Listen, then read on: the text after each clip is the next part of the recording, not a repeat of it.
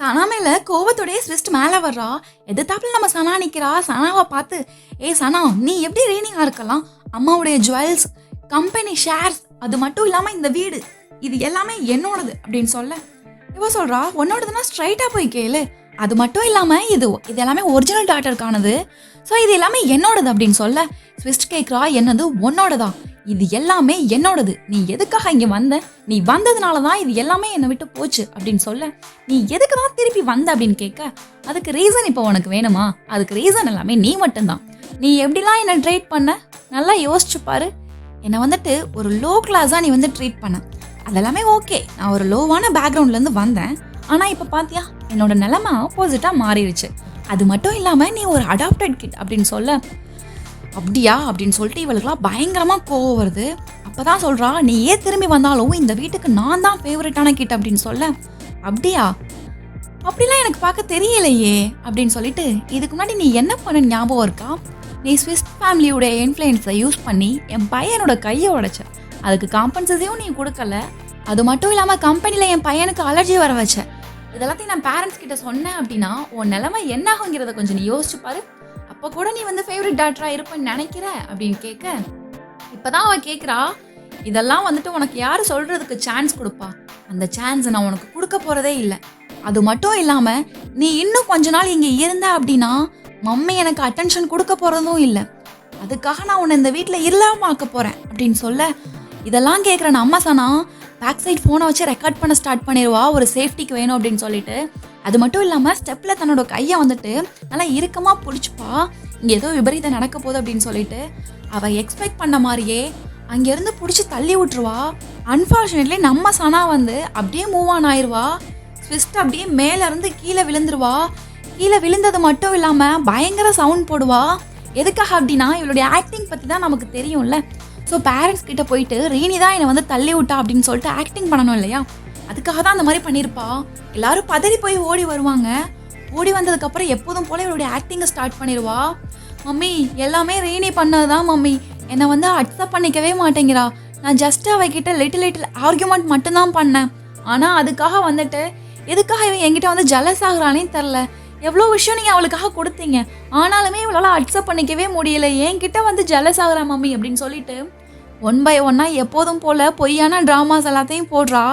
அப்போ தான் வந்து நம்ம ரீனி கேட்குறா, இன்னும் எவ்வளோ நாளைக்கு தான் நீ இப்படி என்னை முட்டாளாக்கிக்கிட்டே இருப்ப?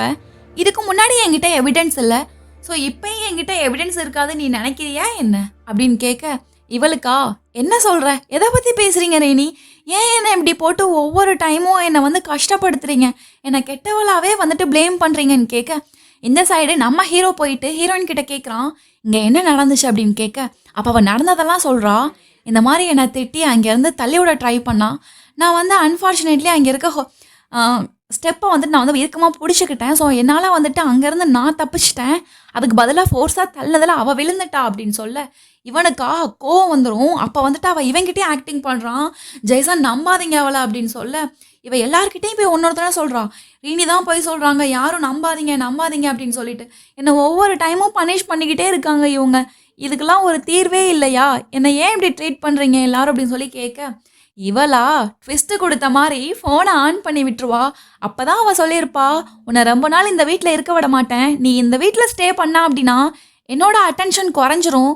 ஸோ இப்போவே நான் உன்னை பிடிச்சி தள்ளி விட்றேன் பாரு அப்படின்னு சொல்லிட்டு மேலே இருந்து அவள் பேசினது எல்லாமே ரெக்கார்டாக இருக்கும். இவளுக்கு ஷாக் ஆயிரும். இருக்கிற எல்லாரும், நீ இப்படி வட்டவளா, உன்னை நாங்கள் இந்த மாதிரியா ட்ரீட் பண்ணோம் அப்படின்னு கேட்க, என்ன சொல்ல வரீங்க அப்படின்னு கேட்க, இவளுக்கா உன்னே என்னோட சொந்த பொண்ணு மாதிரி தானே பார்த்துக்கிட்டோம், என்னைக்காவது நாங்கள் உன்னை அடாப்ட் பண்ண மாதிரி நாங்கள் வந்து ரியாக்ட் பண்ணிக்கிட்டோமா உன்கிட்ட? நீ மட்டும்தான் இந்த மாதிரி திங்க் பண்ண. ரீனி வந்ததுக்கு அப்புறமே நாங்கள் உன்னை எங்களுடைய பொண்ணு மாதிரி தான் ட்ரீட் பண்ணோம், ஆனால் நீ எங்கள் பொண்ணையே கொலை பண்ண ட்ரை பண்ணியிருக்க அப்படின்னு சொல்ல, இவளுக்கா கடைசியில் ரீனி வந்ததுக்கப்புறம் என்னெல்லாம் வந்துட்டு உங்களுக்கு தேவையில்லாத பொண்ணு நினச்சிட்டிங்கல்ல அப்படின்னு சொல்ல, ஆமாம், இனிமேல் நீ எங்களுக்கு தேவையில்லை, எங்கள் வீட்டை விட்டு வெளியே போ அப்படின்னு சொல்ல, இந்த இடத்துல தான் அவளுடைய வஞ்சன்ஸ் எல்லாத்தையும் கக்குறா. இந்த மாதிரி ரீனி வந்ததுக்கப்புறம் எனக்குன்னு இங்கே ஒன்றுமே இல்லாமல் போயிடுச்சு, எனக்குன்னு நீங்கள் சொன்ன விஷயம் எதுவுமே இப்போ எனக்காக இல்லை, இவன் எதுக்கு இங்கேருந்து வந்தா, ரீனி நீ செத்து போயிரு அப்படின்னு சொல்ல, ரீனி எதுக்காக சாகணும், நீ தான் சாக வேண்டியவை அப்படின்னு சொல்லிட்டு ஜெய்சன் செம்மையாக திட்டான் இவளை. இப்போ தான் ஜெய்சன் சொல்கிறான், இதுக்கு மேலே நான் இவளை விட்டு வைக்க மாட்டேன். இது வரைக்கும் 3 டைம் என் குழந்தைய வந்துட்டு கிட்னாப் பண்ணியிருக்கா. ஃபஸ்ட் டைம் என் பையனை கார்லார மோதி இருக்கான். செகண்ட் டைம் என் பையனுக்கு அலர்ஜி வர வச்சிருக்கான். தேர்ட் டைம் என் பையனை கொலை பண்ணுறதுக்கே ட்ரை பண்ணிட்டான். இதுக்கு மேலே நான் இவளை விட்டேன் அப்படின்னா என்னோட ஃபேமிலிக்கே பாதுகாப்பு இல்லை. ஸோ இவளை நான் வந்து போலீஸ் ஸ்டேஷனில் வந்து ஹேண்ட் ஓவர் பண்ண போகிறேன் அப்படின்னு சொல்ல இவளுக்கா செம்ம பயமாயிரும். என்னை யாருமே ஹெல்ப் பண்ண மாட்டாங்க போலயே, இப்படி எல்லாருக்கிட்டையும் நம்ம வந்து சிக்கிட்டோமே அப்படிங்கிற மாதிரி இவளுடைய மைண்ட் வைஸ் ஓடிட்டு இருக்கும். இந்த பக்கமாக கார்ட்ஸ் வந்து அவளை வந்து இழுத்துட்டு போயிடுவாங்க. இது எல்லாமே வந்துட்டு அன்ஃபேர் அப்படின்னு சொல்ல நம்ம சனா சொல்கிறா, ரிமைனிங் இருக்க உன்னோட காலத்தெல்லாம் போய் ஜெயிலில் போய் ஆக்டிங் பண்ணி கழிச்சுக்கமா, இந்த பக்கம் வராத அப்படின்னு சொல்ல அப்போ தான் வந்துட்டு நம்ம ஜெய்சன் சொல்கிறான், இனிமே தான் நீ ரொம்ப கேர்ஃபுல்லாக இருக்கணும். உன்னோட வயிற்றில் 3 குழந்தைங்க இருக்காங்க, முடிஞ்ச வரைக்கும் சேஃப்டியாக இரு ப்ளீஸ் அப்படின்னு சொல்ல இங்கே இருக்க எல்லாருக்கும் ஒரே ஷாக்கிங் ஆயிரும். என்னது ட்ரிபிளேட்டா அப்படின்னு சொல்லிட்டு இவளுக்கா ஆமாம்ல இவங்க யாருக்கும் தெரியாதுல்ல அப்படின்னு சொல்லிட்டு அப்படியே ஸ்மைல் பண்ணுறா. அப்படியே இங்கே சீன் கட் ஆகுது. வீட்டில் நம்ம ரீனி எப்போதும் போல் செடிங்களுக்கு வந்து தண்ணி அடிச்சிட்டு இருக்கா. அப்போ தான் வந்துட்டு ஓல்டு மாஸ்டர் வராரு.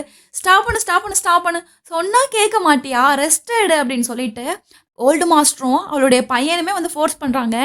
இங்கே என்ட்ரு ஆகிற ஸ்விஸ்ட் ஃபேமிலி ஜெய்சனும் பார்த்துட்டு, ஓல்டு மாஸ்டர் உனக்கு என்ன தைரியம், என் பொண்ணை போய் தண்ணி அடிக்க விட்டுருக்க, உனக்கு வீட்டில் வேலை பார்க்க ஆளே இல்லையா, உனக்குல என்ன தைரியம் அப்படின்னு சொல்லிட்டு போய் கொந்தளிக்கிறாரு. இவனா நானுமே அதை தான் சொல்கிறேன் கேட்க மாட்டேங்கிறா அப்படின்னு சொல்லிட்டு ஜெய்சன் ஃபேமிலியாக எங்கிட்ட சிரிச்சிட்டு இருக்காங்க. அந்த டைம் நம்ம ஹீரோயினுக்கு பெயின் வர ஆரம்பிச்சிருச்சு. எல்லாரும் அச்சோ என்னாச்சு அப்படின்னு கேட்க காரை வேகமாக எடுங்க டிரைவர் அப்படின்னு கூப்பிட இல்லை நானே டிரைவ் பண்ணுறேன் அப்படின்னு சொல்லிட்டு நம்ம ஹீரோயினை அலேக்கா அப்படியே மெதுவாக கூட்டிகிட்டு போகிறாங்க. எங்கே அப்படின்னா ஹாஸ்பிட்டலுக்கு. இவங்களுக்கு வந்து ப்ரெக்னென்சி பெயின் தான் வந்திருக்கும். ஸோ ஹாஸ்பிட்டல் போனால் 3 குழந்தைங்க பிறந்திருப்பாங்க. அப்படியே சீனிங்க க்யூட்டான குழந்தைங்களுக்கு காமிக்கிறாங்க. நம்ம பப்ஸா குட்டி குழந்தைங்க கிட்ட போய் ஜாலியாக கொஞ்சம் விளையாண்டுட்டு இருக்கான். இதை வந்து நம்ம ஜெய்சனும் சனாவும் அங்கேருந்து தூரமாக நின்று பார்த்துட்டு இருக்காங்க. அப்போ தான் வந்து ஜெய்சன் சொல்கிறான், ரியலி தேங்க்யூ, எனக்கு நீ வந்துட்டு 4 குழந்தைங்களை கொடுத்துருக்க அப்படின்னு சொல்ல அது ஒன்றும் பிரச்சனை இல்லை, இதனுடைய ப்ளஷர் அப்படின்னு சொல்கிறா. இந்த சைடு அழகாக பப்ஸ் வந்து விளையாண்டுட்டு இருக்கான். இப்போ நம்ம ஜெய்சன் சொல்கிறான், ரியலி நான் வந்துட்டு உங்ககிட்ட மன்னிப்பு கேட்கணும் அப்படின்னு சொல்ல எதுக்காக அப்படின்னு கேட்குறா. அப்போ தான் அவன் சொல்கிறான், நீ ஒரு டாப் ப்ரோக்ராமர், ஆனால் பாரு உன்னுடைய லைஃப்பில் நான் வந்ததுக்கப்புறம் கிட்ஸ்ன்னு சொல்லிட்டு நீ கிட்ஸுக்காகவே பார்க்குற மாதிரி ஆயிடுச்சு. கடைசியில் நீ உன்னுடைய ப்ரோக்ராமருடைய கெரியரே நீ வந்து விட்டுட்டு கடைசியில் நீ வந்து வீட்டிலேயே இருக்கிற மாதிரி ஆயிடுச்சு அப்படின்னு சொல்ல அப்போ தான் நம்ம சனா சொல்கிறா, இது அவ்வளோ பெரிய விஷயம் இல்லை, பிகாஸ் மாம்ங்கிற ரோல் வந்துட்டு ரொம்ப சேலஞ்சிங்கான ஒரு விஷயம். ஸோ இதுவுமே ஒரு ஹாப்பியஸ்ட் ஜாப் தான். ஸோ என்னோடய லைஃப்பில் நான் வந்து ஹாப்பியாக தான் இருக்கேன் அப்படின்னு சொல்லிட்டு சொல்கிறா. அப்போ தான் வந்து நம்ம பாப் சொல்கிறான், மம்மி ரியலி நீங்கள் தான் வந்து ஒரு பெஸ்ட் மம்மி இந்த வேர்ல்டுலே, லவ் யூ மம்மி அப்படின்னு சொல்கிறான். இந்த மாதிரியான க்யூட்டஸ்ட் மூமெண்ட்டோட நம்ம ஸ்டோரி நிறைவுற்றது. ஓகே ஃப்ரெண்ட்ஸ், இந்த மாதிரியான இன்ட்ரெஸ்டிங்கான ஸ்டோரிஸ் பார்க்குறதுக்கு நம்மளோட சேனலை சப்ஸ்கிரைப் பண்ணிக்கோங்க. நெக்ஸ்ட்டு என்ன ஸ்டோரி வேணும், இந்த ஸ்டோரி இன்ட்ரெஸ்டிங்காக இருந்துச்சான்னு சொல்லிட்டு என் கூட கமெண்ட் செக்ஷனில் ஷேர் பண்ணிக்கோங்க. உன்ன மாதிரி கமெண்ட்ஸ் அண்ட் லைக்ஸ் பண்ண மாட்டேங்கிறீங்க. ஒருவேளை ஸ்டோரி பிடிக்கலையா, ஏதாவது டிஸப்பாயின்மெண்ட் இருக்கா, மறக்காமல் அதையும் என் கூட கமெண்ட் செக்ஷனில் ஷேர் பண்ணிக்கோங்க. நாளைக்கு ஒரு புது ஸ்டோரியோட நான் உங்களை மீட் பண்ணுறேன். பாய்.